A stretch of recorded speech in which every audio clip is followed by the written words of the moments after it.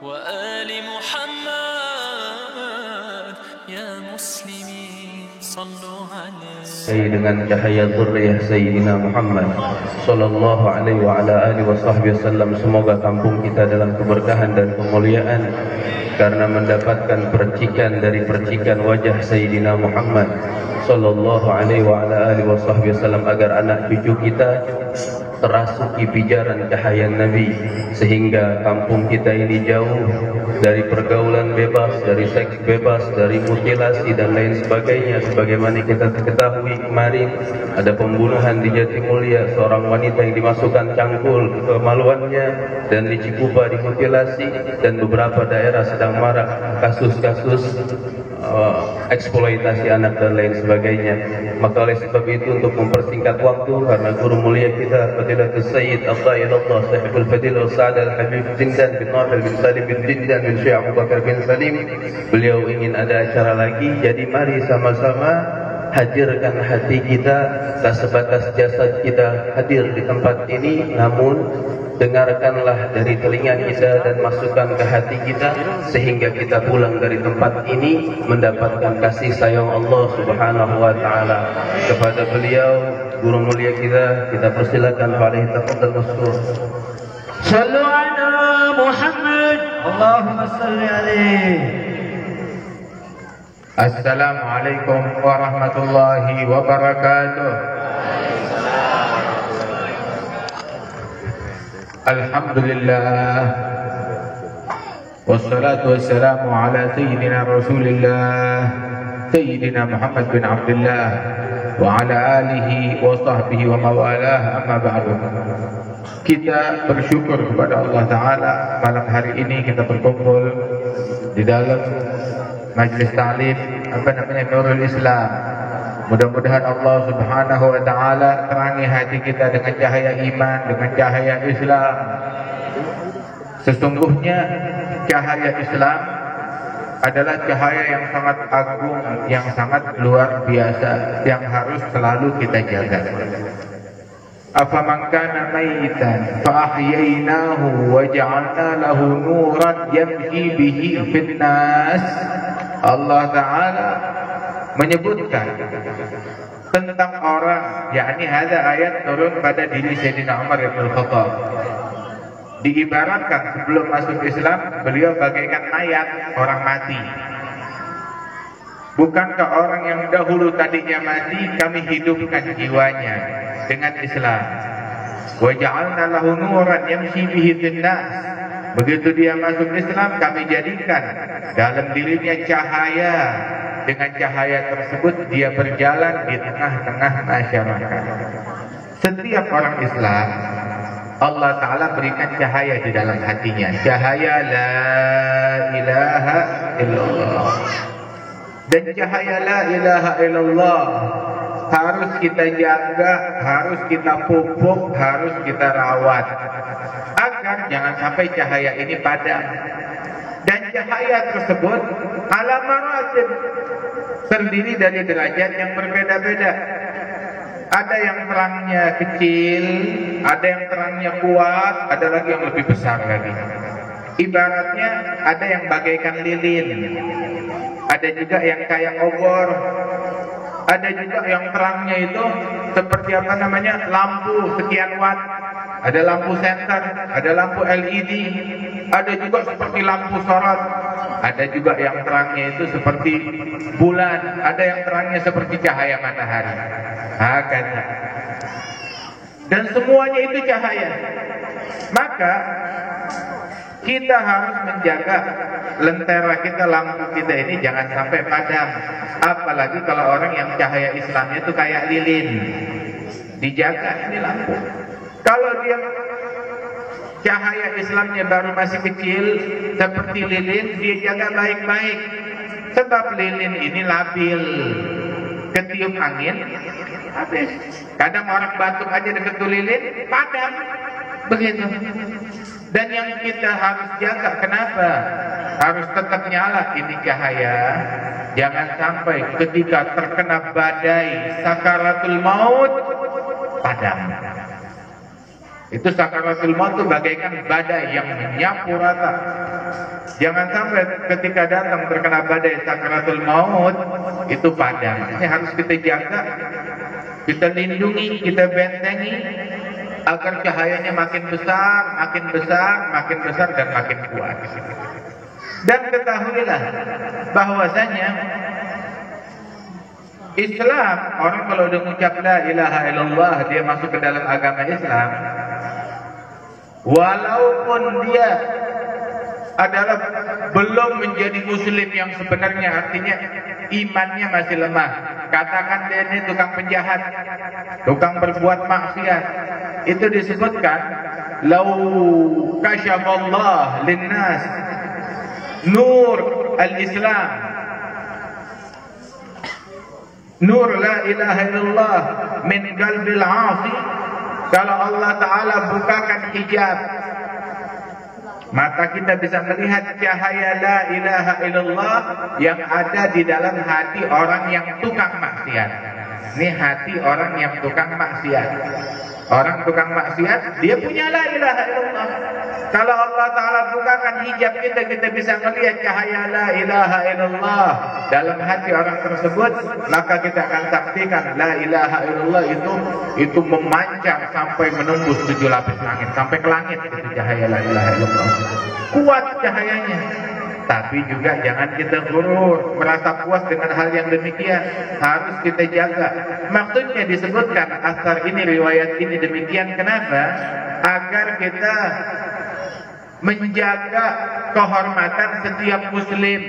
Walaupun dia tukang maksiat, jangan kita remehkan, jangan kita sangka buruk, jangan kita rendahkan. Gak boleh kita zalimi muslim manapun. Oh, dia tukang maksiat, oh dia pelaku kejahatan, tapi jangan kita berprasangka buruk kepada dia. Jangan kita cap, oh dah nih orang kagak ada baiknya sama sekali.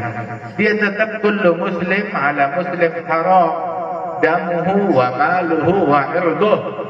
Orang, tiap orang yang punya kalimat la ilaha illallah, maka haram untuk kita ganggu darahnya, kehormatannya, harga dirinya, ataupun juga hartanya. Nggak boleh kita ganggu, nggak boleh kita sentuh, nggak boleh kita senggol. Sebab al-muslim akhul muslim, muslim bersaudara dengan muslim yang lainnya. Begitu dia mengucap la ilaha illallah, dia masuk dalam persaudaraan kita. Ini saudara kita. Karena dia saudara kita, la yadhlimu wa la yakhzuluh wa la yahqiruh. Kalau dia saudara kita, dia sama-sama muslim dengan kita, gak boleh kita zalimin, gak boleh kita remehkan dia, gak boleh kita hinakan dia. Tapi kalau kita meremehkan muslim lain, bihasabil mri'in minasyar ayyahqira akhahul muslim, kata Rasulullah. Cukup seseorang dicap, dianggap sebagai pelaku kejahatan apabila dia meremehkan satu saudaranya yang muslim. Itu ulama ahli hadis menafsirkan, seandainya ada orang nggak pernah bikin dosa, nggak pernah bikin jahat, semua amalannya baik, kesalahannya satu, meremehkan muslim lain, memandang muslim lain dengan pandangan yang menghina, yang meremehkan, maka cukup ini orang satu kesalahan ini membuat dia masuk dalam golongan penjahat, pelaku kejahatan, dengan meremehkan satu muslim yang lain. Jangan kita remehkan muslim yang lain, tapi hargai setiap muslim. Kenapa? Sebab dia punya la ilaha illallah di dalam hatinya. Orang kalau dia mengucap la ilaha illallah, masuk dalam persaudaraan. Orang kalau dia punya la ilaha illallah, berarti dia udah punya Islam yang harus dia jaga, harus dia pupuk. Dan orang kalau dia sudah masuk dalam la ilaha illallah, udah mengucap la ilaha illallah, berarti dia masuk di dalam pagarnya Allah, di dalam bentengnya Allah, di dalam pelindungannya Allah. Di dalam hadis qudsi, Nabi Muhammad bilang bahwasanya Jibril bilang sama saya, Jibril bilang Allah Ta'ala menyatakan, la ilaha illallah hisni, man qalaha dakhala hisni, wa man dakhala hisni amina min azabi. Kalimat la ilaha illallah adalah bentengku. Yang mengucapkan la ilaha illallah, maka maka dia masuk di dalam bentengku. Barang siapa yang masuk di dalam bentengku, dia aman, selamat dari azabku, kata Allah Subhanahu wa ta'ala. Kalimat la ilaha illallah inilah yang membuat orang masuk ke dalam Islam. Ini mesti kita jaga baik-baik. Puncaknya adalah agar kita meninggal dunia bawa kalimat ini. Barang siapa yang meninggal dunia tanpa kalimat la ilaha illallah, siap. Tapi orang yang meninggal dunia dengan kalimat la ilaha illallah, maka dia selamat. Rasulullah bilang di dalam hadis, "Maka akhir kalamihi minad dunya la ilaha illallah dakhalal jannah." Barang siapa yang ucapan terakhir dia saat wafat, kalimat terakhir yang keluar dari lidahnya kalimat la ilaha illallah, maka dia masuk ke dalam surganya Allah Subhanahu wa ta'ala. Kita diperintahkan oleh Allah, ya ayyuhalladzina amanu taqullaha haqqa tuqatih wa la tamutunna illa wa antum muslimun. Hei orang-orang yang beriman, bertakwalah kalian kepada Allah dengan sebenar-benarnya takwa. Dan apabila kalian mati, jangan kalian mati kecuali mati dalam keadaan Islam. Mati dalam keadaan Islam, mati dalam keadaan la ilaha illallah masih ada di dalam hatinya, dalam jiwanya. Kita tahu mati dalam keadaan Islam. Bagaimana caranya mati dalam keadaan Islam? Apa kita bisa memilih? Sebab qulub Bani Adam baina asabi'ir rahman. Itu diriwayatkan bahwasanya hati anak Adam itu di sela-sela jari-jarinya Allah Ta'ala. Istilahnya ini majaz, kiasan. Artinya hati manusia itu berada di dalam genggaman Allah, gampang terbolak-balik. Istilahnya tuh, kalau kita nih ada apa namanya nih, sesuatu di jari kita selalu bergerak. Jari kita selalu bergerak. Entar berubah begini, begitu, entar jatuh. Nah, hati manusia ibaratnya berada di antara jari-jarinya Allah Ta'ala, bisa dibolak-balikan oleh Allah Ta'ala. Sehingga Nabi Muhammad SAW beliau kalau bersumpah, ya bersumpah demi nama Allah, beliau bersumpah la wa mugallibal qulub, demi Allah zat yang membolak-balikkan hati manusia. Sebab hati manusia itu mudah terbolak-balik dalam sesaat. Mau tahu-tahu berubah jadi nggak mau. Kepengen berubah jadi nggak pengen. Nafsu berubah jadi nggak nafsu. Terbolak-balik hati manusia. Sehingga disebutkan bahwasanya hati manusia itu lebih mudah terbalik daripada apa namanya tuh kuali. Dulu tuh kuali, tahu kan kuali? Kuali itu bukan yang dasarnya datar, ada kan yang dulu dasarnya datar. Kalau zaman dulu tuh ada yang agak melengkung dikit. Apa itu namanya? Kuali namanya. Ya, agak melengkung dikit. Nah itu kalau udah diisi air penuh tuh, masih ada nggak tuh, masih pakai nggak orang kuali yang melengkung bawahnya, melengkung. Kuali yang melengkung tuh bawahnya tuh. Nah itu tuh kalau udah di situ diisi air penuh, mendidih, bergolak itu air, itu mesti cepet-cepet diurus dia tuh. Mau dimatiin tuh airnya atau apa, kalau enggak dia gampang kebalik. Itu zaman dulu tuh begitu, gampang kebalik. Nah hati manusia katanya lebih mudah berbalik, lebih daripada di kuali yang udah mendidih. Lebih mudah berbalik. Nah karenanya itu Rasulullah pesan sama kita, jadidu imanakum, selalu perbaharui iman kalian. Di-upgrade imannya kita nih, harus kita upgrade, harus selalu kita perbaharui iman kita. Artinya kita cek ya? Kalau kira-kira udah kotor, udah cepetan bersihin. Ada kerusakan, cepetan benerin. Ada kebocoran, buruan ditambal iman kita. Sahabat nanya, kaifa nujaddidu imanana ya Rasulullah? Bagaimana caranya kita memperbaharui iman kami ya Rasulullah? Rasulullah mengajarkan, jaddidu imanakum biqauli la ilaha illallah. Perbaharui iman kalian dengan mengucapkan kalimat la ilaha illallah. Karenanya itu orang yang kalau dia mau meninggalnya dalam la ilaha illallah, ya, kuncinya satu caranya. Hidupnya mesti dalam konsep la ilaha illallah. Yang hidupnya jauh dari la ilaha illallah, bagaimana matinya mau bawa la ilaha illallah? Hidupnya bertentangan dengan la ilaha illallah, bagaimana matinya mau dengan la ilaha illallah? Di dalam hadis disebutkan yamutul mar'u ala ma 'asha 'alaih. Seseorang mati meninggal dunia, keadaannya waktu meninggal dunia seperti keadaan dia sehari-hari waktu dia masih hidup. Kalau hidupnya sehari-hari sejalan dengan la ilaha illallah, matinya juga dengan la ilaha illallah. Tapi kalau hidupnya jauh dari la ilaha illallah, saat dia meninggal dunia, dia jauh dari la ilaha illallah. Dikasih contoh, itu guru kita Habib Umar kasih contoh sama kita. Seseorang, misalkan dia adalah dokter, tahu-tahu, na'udzubillah, jadi gila, katakanlah. Ketika dia jadi gila, atau dia stres, atau depresi, omongan yang keluar dari lidahnya adalah sesuatu yang sehari-hari dia geluti. Kalau dia sehari-harinya bergelut dalam bidang kedokteran, tatkala dia menjadi gila, yang keluar dari omongan dia juga sesuatu tentang kedokteran. Dia bicara tentang resep, dia bicara tentang beragam penyakit, dia berbicara tentang beragam obat-obatan, dia berbicara tentang rumah sakit, alat-alat kesehatan dan lain sebagainya. Kalau dia jadi gila. Begitu juga orang yang berkecimpung dalam bidang bangunan, insinyur. Ketika dia jadi gila, umumnya yang keluar dari lidahnya itu adalah hal-hal yang berkaitan dengan pembangunan yang sedang dia geluti.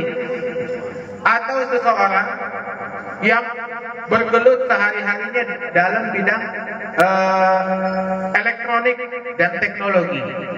Tatkala dia jatuh gila, pikirannya terganggu, dia stres atau depresi, pikirannya terganggu dengan berbagai berat, yang keluar dari mulutnya adalah ya tentang elektronik atau teknologi yang sehari-hari dia geluti. Nah begitu juga seseorang tatkala sakaratul maut itu batinnya tertekan, pikirannya tertekan dengan sakit yang mendera dirinya waktu sakaratul maut. Ya, sehingga manusia itu dalam keadaan pikirannya itu setengah sadar, yang keluar dari lidah dia pun juga sehari-hari yang menguasai pikiran dia apa, itu yang keluar dari lidahnya. Makanya Nabi bilang seseorang ketika dia meninggal dunia, keadaannya waktu meninggal seperti keadaannya sehari-hari waktu dia masih hidup. Dulu tuh ada di wilayah Taiz, di sana ada suatu orang hartawan kaya raya, masya Allah kaya banget ini orang. Tapi walaupun dia kaya, duitnya banyak, dia punya gedung, dia membangun hotel, membangun gedung, begitu, punya banyak ribuan tukang, punya banyak proyek, masya Allah. Bangun jalanan, bangun gedung, bangun hotel, punya banyak proyek. Nah itu alhasil satu kali di pagi hari, ya karena sehari-hari yang dia besarkan bukan Allah. Sehari-hari yang dia besarkan, yang dia agungkan dunia, harta, bidang yang dia geluti, ini segala-galanya. Itu yang menguasai hatinya.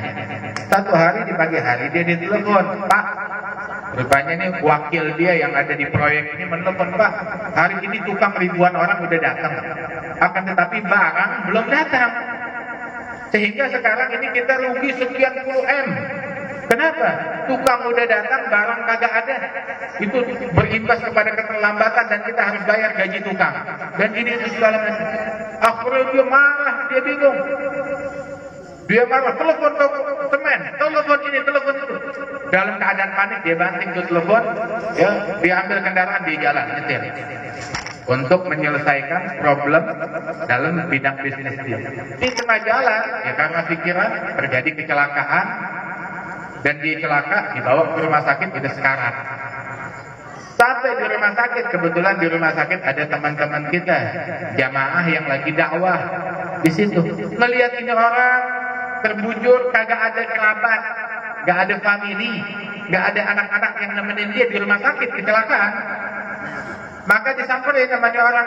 Ini orang udah sekarat, dia udah mau meninggal dunia. Ayo deh kita talqinin kalimat la ilaha illallah. Akhirnya itu teman-teman ashab dakwah talqinin dia la ilaha illallah. Maksudnya biar nyebut. Jadi ketika dia meninggal dunia, meninggalnya dengan la ilaha illallah. Diiketin. Itu orang begitu dibilang la ilaha illallah, dia buka matanya.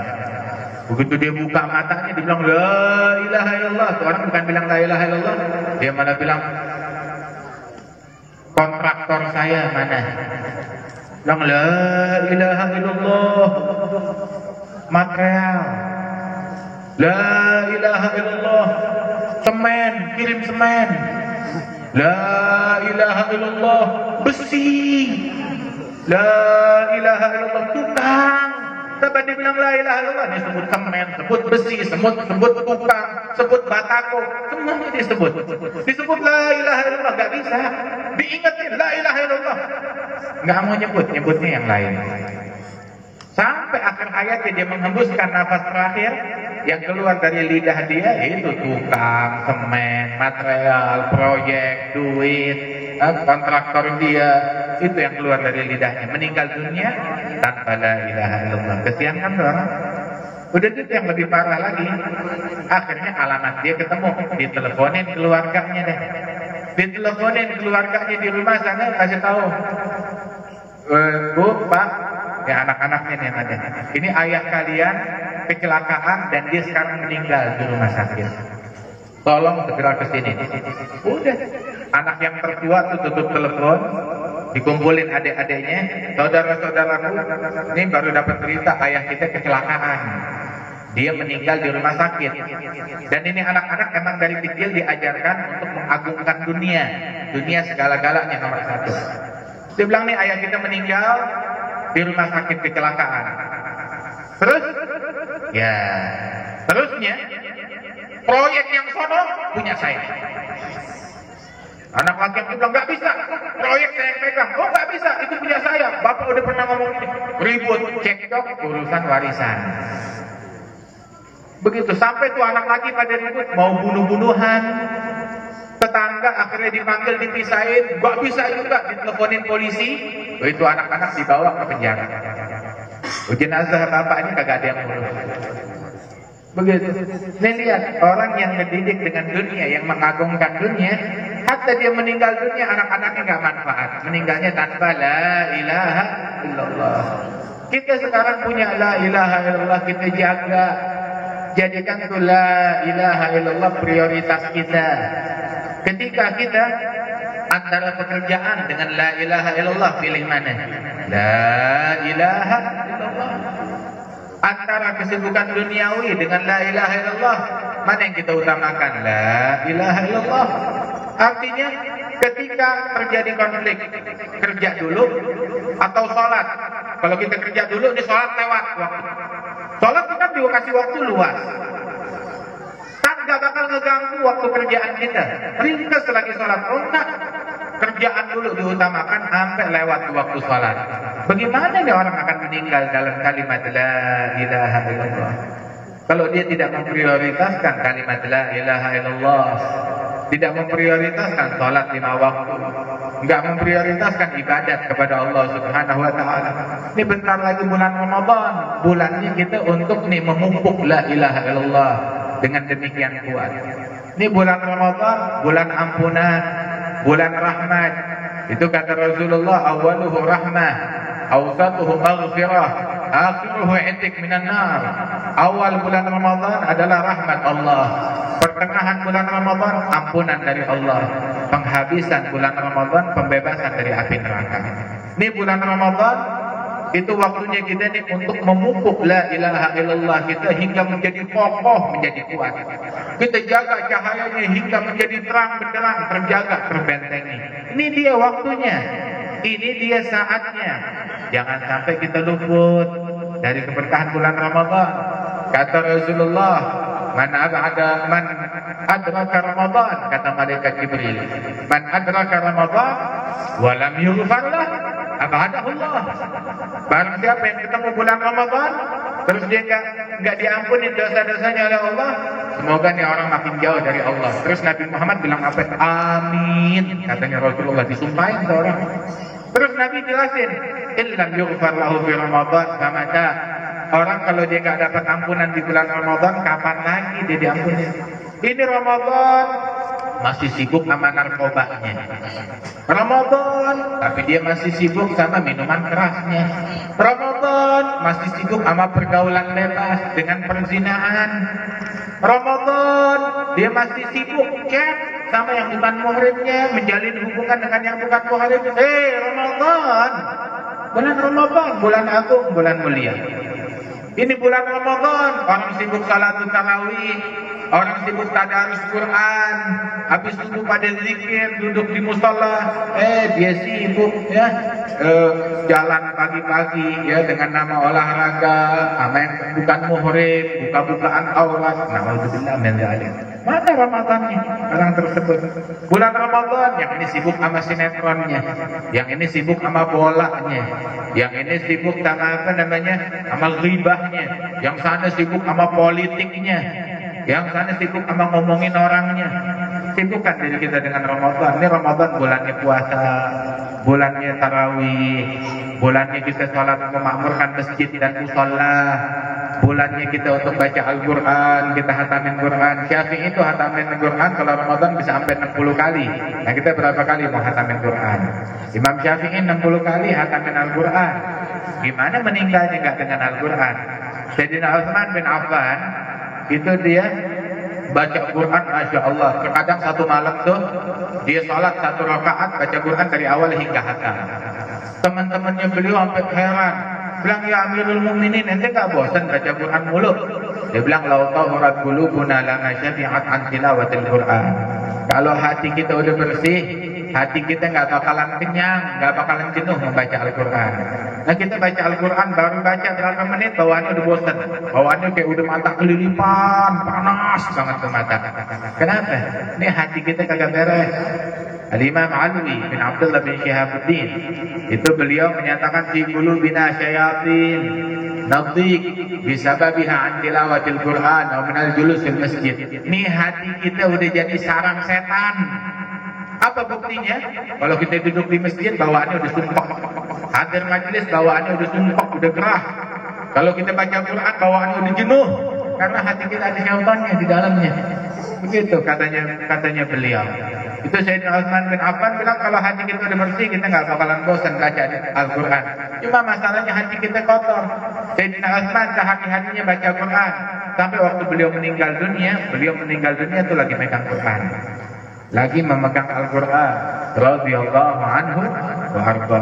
Ada Sayyidi Al-Imam Abdullah bin Hasan bin Tahir. Itu semasa hidupnya dia kalau sholat duha baca Quran 10 juz, kalau sholat witir baca Quran waktu witir 10 juz. Dia nggak pernah maksiat. Dia mengatakan di dalam ucapannya, sejak saya berumur belasan tahun saya nggak pernah ngerjain yang makruh, bahkan nggak pernah terpikir untuk kerjakan yang makruh, apalagi yang haram. Itu dia bilang, saya jaga anggota tubuh saya yang 7 nggak saya kerahkan melainkan dalam hal-hal yang mengandung pahala. Itu beliau tiap hari wiridnya rutin, setiap hari dia baca la ilaha illallah ya 25.000 kali setiap hari. Dia baca la ilaha illallah dengan khusyuk, dengan pemahaman, dengan kehadiran hati. La ilaha illallah tiap hari 25.000 kali. Terus dia baca setiap hari zikir Allah Allah Allah 25.000 kali. Dia baca sholawat setiap hari 25.000 kali. Masya Allah. Qurannya, zikirnya, sholawatnya. Disebutkan di akhir hayatnya dalam keadaan sakaratul maut itu istrinya di sebelah dia, mental itu keluarganya, anak istrinya melihat abahnya udah sekarat, mereka bilang la ilaha illallah, disuruh nyebut la ilaha illallah biar meninggalnya dengan kalimat la ilaha illallah. Maka ketika istrinya atau anaknya mengulang la ilaha illallah untuk mengingatkan dia, ini beliau malah buka matanya. Dia bilang, wahai istriku, wahai anak-anakku, kalau tujuan kalian mengucap la ilaha illallah untuk berzikir, silakan deh kalian zikir sendiri. Nah, sana, monggo. mau zikir silakan berzikir, boleh. Tapi kalau tujuan kalian mengucap la ilaha illallah buat ngingetin saya, jangan khawatir. Saya nggak bakalan lupa satu kalimat. Sebab la ilaha illallah udah bercampur dengan darah saya, dengan daging saya, dengan sum-sum saya, dengan tulang saya, dengan kulit saya, udah mendarah daging di dalam tubuh saya, kata beliau. Masya Allah. Itu guru kami, guru daripada guru kami Al-Habib Muhammad bin Abdullah Al-Haddad, mertuanya Habib Umar sekaligus gurunya Habib Umar.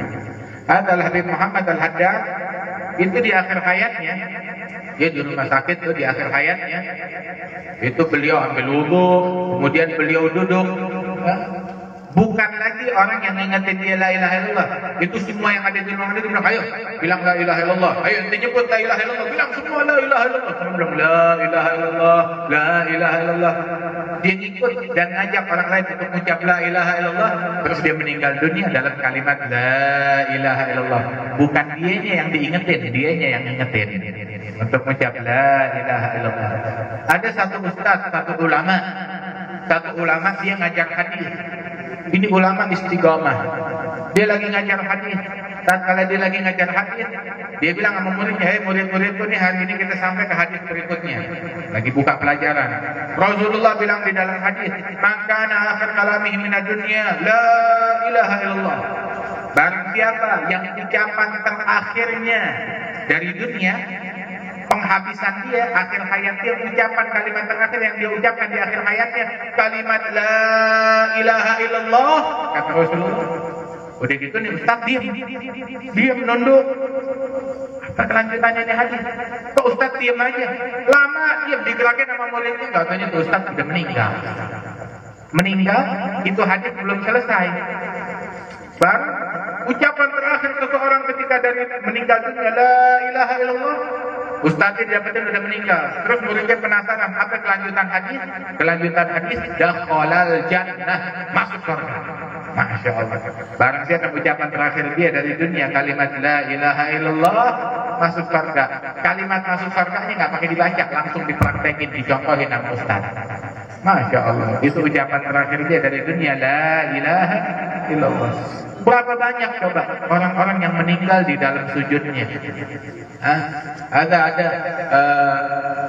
minal mutaakhirin, termasuk orang yang belum terlalu lama meninggalnya, beberapa tahun yang lalu.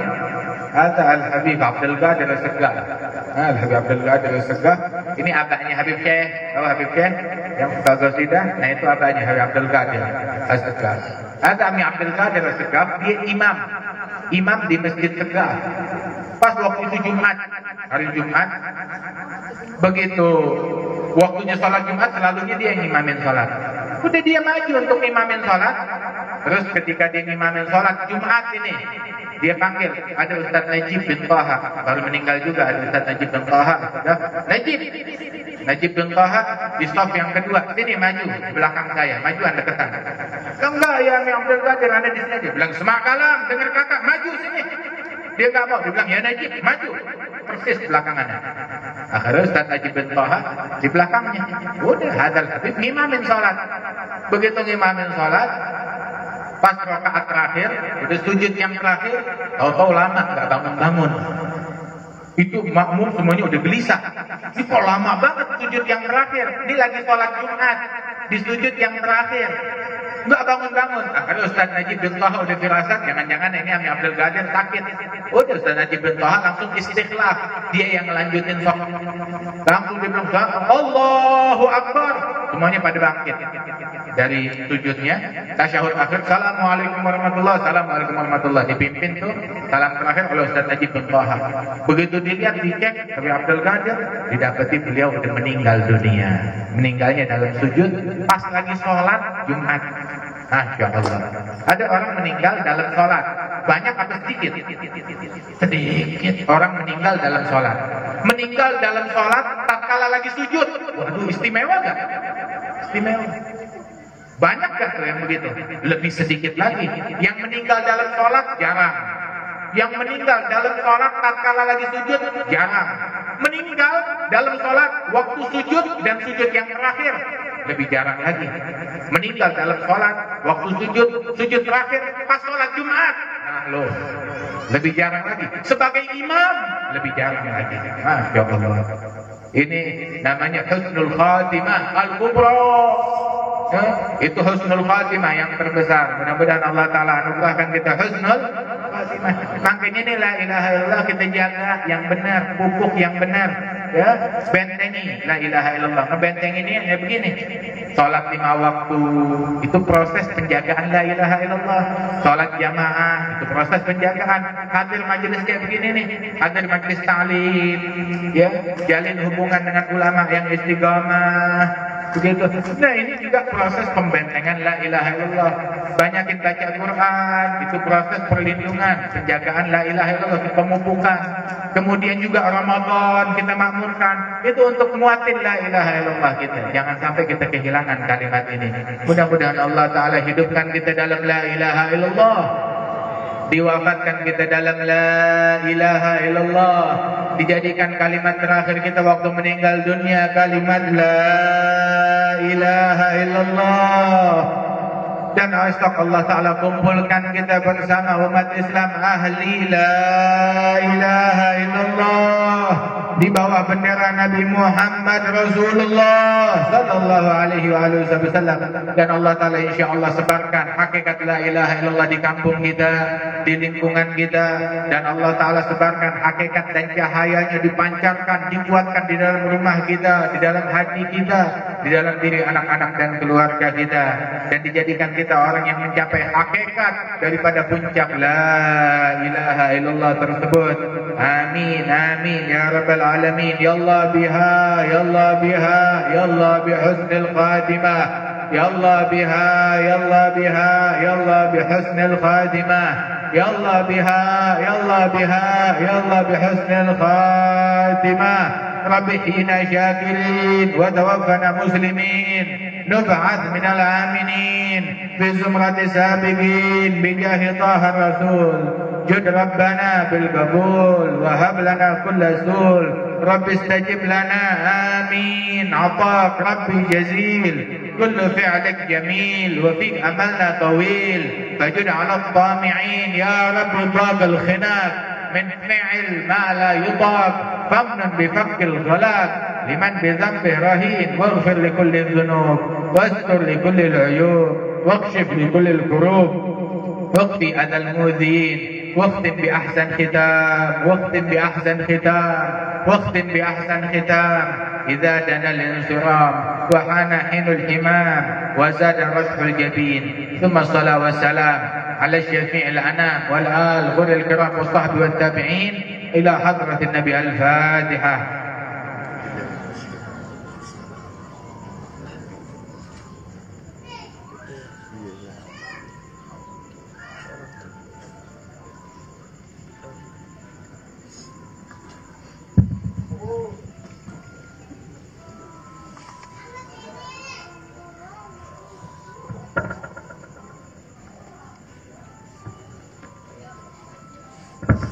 Allahumma salli wa sallim wa barik